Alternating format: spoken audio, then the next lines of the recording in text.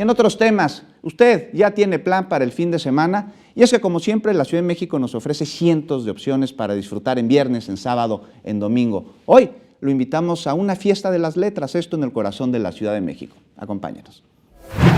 La Alameda Central se convierte en un espacio dedicado a la lectura y el encuentro de autores y lectores. Ya dio inicio a la Feria del Libro de la Alameda Central, que se realizarán actividades como conferencias, debates, mesas redondas, conciertos y otras actividades, y firma de autores que se reúnen para invitar a los capitalinos al hábito de leer. Sobre todo busco libros difíciles de conseguir. Esta feria como que te da la oportunidad de encontrar no solo libros que se editen actualmente, sino libros un poco comunes, novela y ensayo. Sobre todo busco también temas periodísticos o políticos.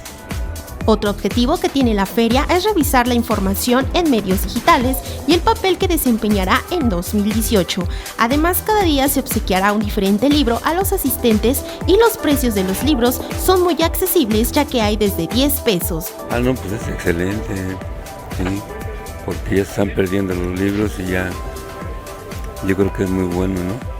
Sí, además traen ediciones muy buenas, primeras ediciones también. Entonces la calidad es buena, a pesar de que la mayoría son libros usados. La feria se realizará del 8 al 17 de diciembre a partir de las 13 horas los días viernes, sábados y domingos, y desde las 17 horas el resto de la semana. El programa de actividades y presentaciones de libros se puede consultar en brigadaparaLeerenLibertad.com, con imágenes de Andrés Brito, María José Valencia, 21 Noticias.